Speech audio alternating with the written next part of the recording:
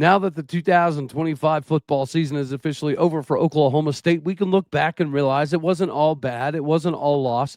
A decent number of individuals put themselves on display for future jobs, both at Oklahoma State and elsewhere.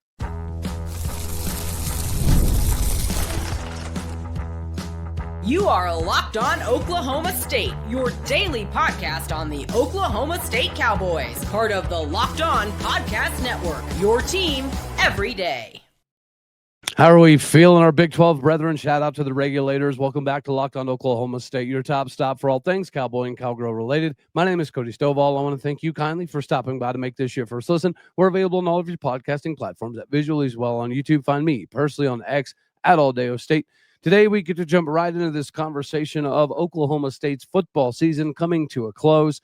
And at the end of the day, it wasn't all bad. Yes, this is our worst record since 1990, and there wasn't a lot to be viewed positively, except the tail end of the season was promising. And we got to see guys like Parker Robertson put themselves in a position that they'll always be remembered at Oklahoma State. I think likewise, if you look back and talk to some of the fans that were in the stands in the early 90s, there's definitely going to be some guys from those rosters that still garner a little bit of affection. And you look back and say, man, I wish that we would not have been so bad because that individual was better than the outcome of the season. Parker Robertson fits into that mold.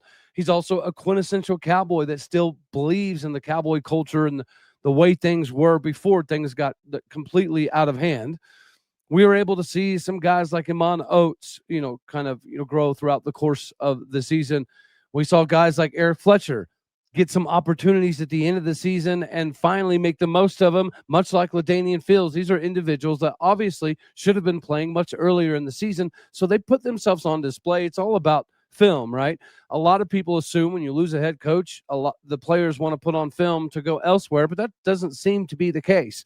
Oklahoma State got better as the season progressed, and more or less, the biggest components of success were at the very end of the season, much like the Iowa State game. We could have and probably should have won multiple ball games throughout the course of the season, but only the last handful was it actually viewed as an opportunity to get something done. We could have beat Iowa State. We should have beat Kansas State. We could have beat Kansas. But the way the season started, none of that was even something that was in our purview. It felt like all season was going to be an absolute disaster, but it wasn't. Our defense, Clint Bowen, has done more than enough to at least get interviews to remain in Stillwater, Oklahoma. He does have a background offensively. He has a background with different position coaches like safeties. He needs to be retained in some capacity because the defense, and if you look at this statistically speaking, it shows that something was figured out in Stillwater America this season. Of course, we began the season with a dub over UT Martin, and although it wasn't pretty, it did feel like that if Haas Haney was going to be healthy at some point in time in the season, there was still a lot to salvage. But we also have to look back and remember what Sam Jackson V did for us, because without Sam Jackson V, I don't know that we would have had the success that we did at the end of the season. But after the UT Martin W, we got destroyed by Oregon 69-3. Then we lost to Tulsa 19-12. Then we lost to Baylor 45-27. Then it was Arizona 41-13. And then things start to kind of get a little bit better. Sam Jackson enters the fold. We lose to Houston 39-17, but it was close for at least a little bit. Cincinnati, the end score was not indicative of how well Oklahoma State played for almost 3 full quarters in that ball game, but 49-17. Then we got absolutely destroyed by Texas Tech, as we probably should have, because that is a tried and true top 5 team in the country. And then things kind of started going in the right direction. You can see that the Clint Bowen emphasis on how to operate the defense had a little bit of time to kick in here. And then obviously we were able to get a bye week. We barely lose to KU, 38-21. And it was really close for most of that ball game. Kansas State should have won, lost 14-6. UCF could have won, should have won. We were up in that ball game, ended up losing with UCF coming back at the end, 14-7, and then Iowa State 2013. Another ball game that, although Iowa State was more or less in control, There was never a point that we were completely out of the game. But again, Sam Jackson coming in for Houston, Rodney Fields Jr. kind of found his footing at that point in time. The very next week, Rodney Fields rushes for over 160 yards. Sam Jackson throws for almost 150. Then Trent Allen, the very next week, he's the leading carrier. Then it's Rodney Fields Jr. again for a while, back to Trent Allen. Wide receiver, Jalen Davies. The UCO transfer probably didn't get out of the season what we all hoped that he was going to, but he did get to play, Power 4 level football and have some experiences. Shamar Rigby had a couple big-time games this season that proved that he could be a viable candidate moving forward. Gavin Freeman, he had multiple games where he was leading receiver. A large portion of these dudes did enough to put themselves on display.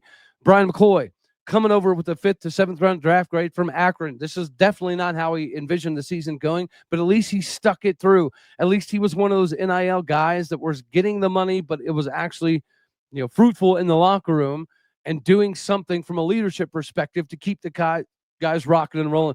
I guess when we got more opportunities as the season progressed. We didn't get to see much of Landon Dean at all in the beginning of the season. We got to see a lot of him at the end of the season. Same could be some about Armstrong Nodum. Armstrong Nodum should be somebody that we go after heavily to stick around, to be part of the next wave of Oklahoma State. We both have 2 linebackers, Brandon Rawls, Trip White. Maybe we don't keep both of them, but I think that at least one of them would be benefited by staying at Oklahoma State. If you're looking for the speed component with Skylar Cassidy defense coming over, it's kind of the same concept that Brian Nardo was trying to install to Oklahoma State, but we didn't have the right personnel. So some of the guys that we have on the roster aren't going to fit that mold, but maybe a Trip White would kind of fit in. Carl Vion Young, the 4-star freshman from Oklahoma City area, didn't even get to really play a whole lot this year. So he's scratching the surface. Kobe Foreman, we just finally got to see a glimpse of what he can do, and it was very promising. His first return was like 30 some odd yards. There was a ton throughout the course of this season that we can look back at and be thankful for. And we'll continuously, talk about that a little bit more and roll into some of the statistics and guys like Wendell Gregory that clearly prove that they belong at this level. And hopefully they prove that they're very worth trying to keep in Stillwater, Oklahoma. Holiday season is here, and there's not a better gift in the country than Omaha Steaks. They always feel a little bit easier when you already know what the perfect gift is, and Omaha Steaks makes that very simplistic for you. Whether you're treating yourself this season or you're sending someone memorable gifts to family or friends, Omaha Steaks delivered handcrafted perfection right to their door. And this week is the best time to jump in because their cyber sale is here. The deals are huge. The quality is exactly what you hope for. Incredibly tender steaks, rich flavor, and meals that make hosting or weekend cooking so much easier. And the variety is very underrated. Steaks, burgers, comfort meals, sides, desserts. It's one of those gifts that truly fits anyone, and it keeps on giving every time you go back to the freezer. Honestly, it's kind of a gift that brings people together. And you don't need anyone's shoe sizes, shirt sizes, pant sizes, none of that. So save big on unforgettable gifts. I can't speak English with Omaha. Visit omahasteaks.com for 50% off statewide and an extra 20% off select favorites during the cyber sales. And for an additional $35 off, use the promo code COLLEGE at checkout. That is omahasteaks.com. Make sure to use the promo code COLLEGE. Terms apply. See the site for details. Go get the best gift with Omaha Steaks. All right. Now we get to roll right into this second segment here. So it wasn't, again, all bad, right? We talked about Rodney Fields had emergence this season, and he still ended up in the top 10 in the Big 12 when it came to the rushing categories. Wendell Gregory, the South Carolina transfer, came to Oklahoma State, and we didn't know what we were going to have right out of that kind of stand-up jack linebacker. He proved to be worth his weight in gold, so much so that whatever the gold we have left in the NIL coffers needs to kind of get the Ollie Gordon treatment for Wendell Gregory. He's clearly the guy that anybody can identify as the dude to stop. And you can see the offenses at the latter half of the season, they found ways to get different blockers out to Wendell Gregory. So they were double teaming him, or they were chipping with the running back, or squeezing a little bit in with the extra tight ends. That makes you know that he is truly a disruptive force. And we've had this lineage of linebackers come through, from Amen Agmangamiga to Malcolm Rodriguez to Devin Harper to I think what you're seeing now out of Nick Martin, out of Colin Oliver, is something that we should expect moving forward. Recruiting wide receivers, easy. Running backs, easy. Now it does feel like linebackers kind of the next notch in the belt for Oklahoma State country. Wendell Gregory would fit perfectly. I do, again, we went back to Trip White. If we're going to move to the Skylar Cassidy kind of 3-3-5 system that North Texas is running, somebody like a Trip White definitely has the speed to do everything you need. But then again, you have Brandon Rawls, who just, learned a decent amount from Brian McCoy. He could easily, from a size perspective, kind of bump back in there.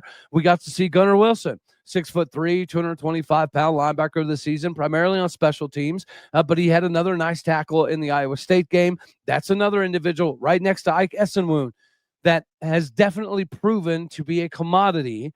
And again, the improvement from Clint Bowen, Doug Meacham, it's very visible that it was the effort guys, right?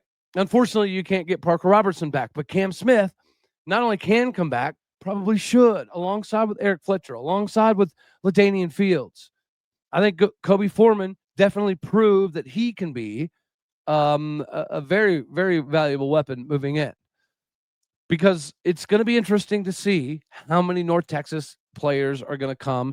It does appear as though we're hearing that virtually all of the staff is coming to Stillwater, more or less. Now, there's going to be a couple coaches here and there, a couple analysts here and there that are outside of that context. However, if he's bringing the OC and the DC and the wide receivers coach and the safeties coach and the running back coach, it's going to be kind of like the whole ensemble, which is precisely what we were discussing. That feels like why Eric Morris was the bigger get than Alex Golesh, because if you look at the South Florida roster, they did have a lot more senior, 6-year, 7th-year grad transfers, and North Texas has a little bit of that, but they have a lot of young dudes. A lot of their best players are freshmen and sophomores, so it'll be interesting. But it doesn't mean we need to bypass that. We saw promising things out of guys like Armstrong Nodum, Landon Dean, Sidvini Hafili-Kafusi. If he's got eligibility, he needs to come back to Oklahoma State, and I'm pretty sure he does. He only played a year and a half or 2 years. He only played 2 years at BYU, a year here, or UCLA.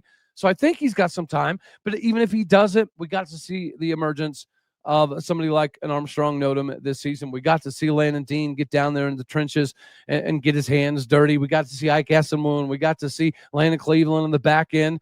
And again, from athletical perspectives, he's got all of the physical makeup that you could possibly want to be a quality safety. It's just some of the other stuff. But again, the new coach is going to come in. They're going to have exit meetings. They're going to have conversations in regards to, in your opinion, what went right, what went wrong, what are your strengths, what are the weaknesses, what could you do if you found yourself in this kind of system. And again, one of the beauties there is we have a decent number of guys that were recruited by Eric Morris, and there's a decent number of those dudes that felt like if Eric Morris was at a Baylor or a TCU or at Oklahoma State, that probably would have changed the complexion of their recruiting process or their commitment process or where they decided to go to school.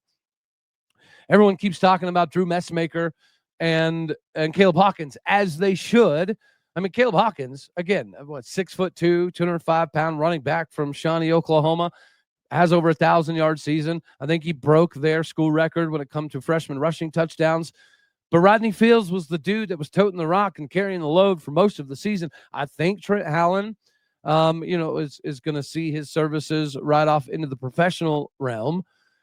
But thankfully, we got to see more than enough out of Rodney Fields.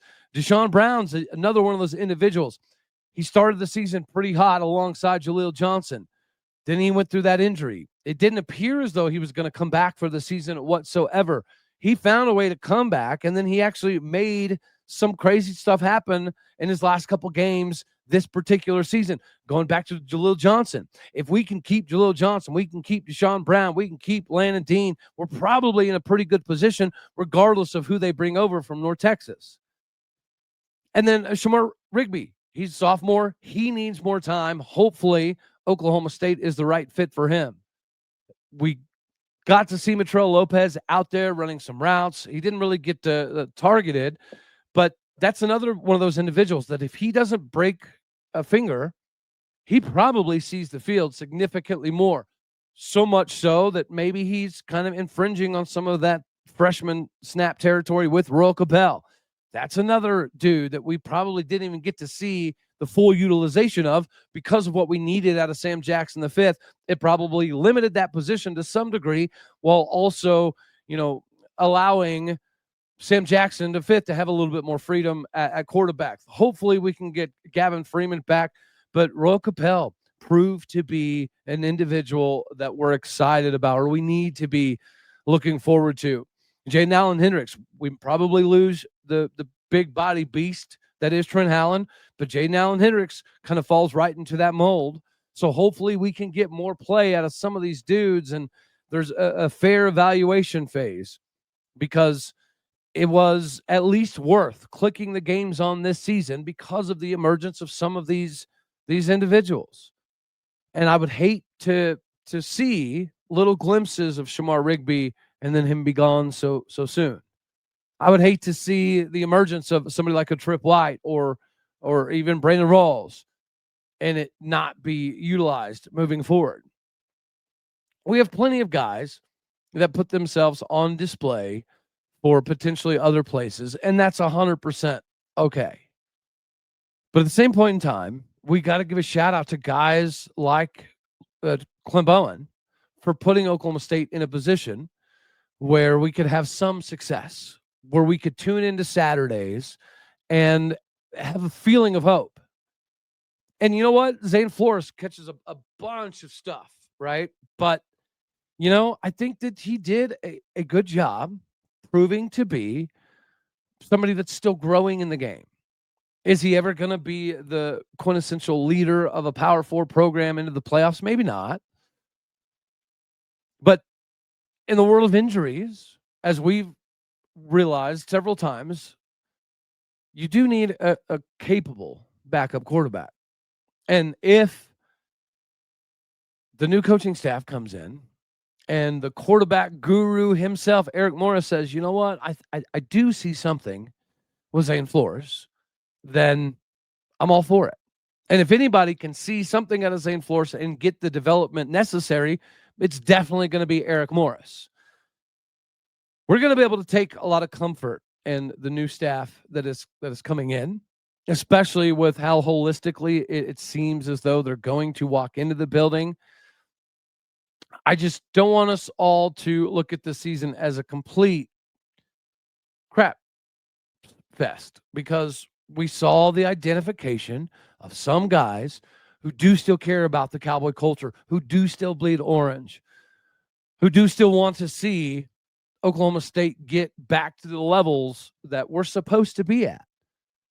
And hopefully a large portion of those guys are at least in strong consideration to come back. It would be one thing if we continued to get beat by 20, 30, 40 points over and over and over and over and over, but that didn't happen. I mean, the offense got a little bit better, not much, okay, but it got a little bit better. The defense, however, got significantly better. We stopped getting the doors blown off of us. We started making offenses respect what we were doing defensively. That front seven stepped up in a multitude of ways in multiple games to at least give us an opportunity. So, hats off. Dean Marlowe, right, coming over straight from the NFL, putting the cleats on to get out there with the guys. That's probably why we saw some of the safeties like Kenneth Harris Jr. have an uptick this season. Parker Robertson had a massive uptick. Parker did so much it's actually going to stink to see that dude go. We need more guys with heart that do care about Oklahoma State. That, yeah, it's fun to be excited about the new hire, but it's also fun to look back and realize that we had some guys that showed up this season and made something out of a nothing burger of a year. The bee's knees for all of your betting needs always will be FanDuel. And right now, the NBA action is here to give you the biggest piece of winnings that you can imagine with the official sports betting partner of the NBA, FanDuel. If you miss the start of the game, don't stress about it. You can ride the hot hand at the end. FanDuel has live bets on everything from who's going to score the next bucket to who's going to hit the game winner. Plus, you can even combine your live bets into a same-game parlay for a shot at a bigger payout. It keeps every game even more exciting because your investment level is that much higher.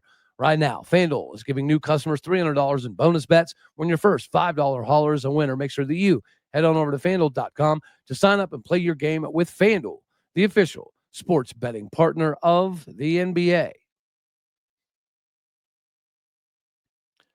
Last but not least, it kind of hurts my heart to say this because the only side of the equation in the preseason Big 12 title game I got right was Texas Tech. It doesn't matter who, okay? K-State, don't know what happened, but Texas Tech is in the Big 12 championship game. However, it's best for the Big 12 if BYU wins. And we've seen this time and time again in the SEC. How many times have we seen Alabama and Georgia play in the regular season and then it not really ended up mattering because they were going to play at the end of the season? It's kind of like that. But unfortunately, the Big 12 is not going to get the same benefits as the SEC. If this was an SEC scenario, both teams would be in, no questions asked. You have an 11-1 BYU, which their only loss is to a legitimate top 5 Texas Tech on the road. So I want to see Tech maintain that 5 through 9 seeding. But at the same point in time, Tech's probably already in because they passed the national eyeball test. And when you have multiple NFL dudes on the defensive side of the ball and you have a linebacker that is legitimately top 5 in the running for a Heisman, so much so that Jacob Rodriguez deserves to be in New York, maybe not necessarily to win it, but there's not a ton of quarterbacks out here killing it. Yeah, Diego Pavia is having a cool year, but Jeremiah Love probably is the leading candidate to win the Heisman. But I think Jacob Rodriguez should be right there.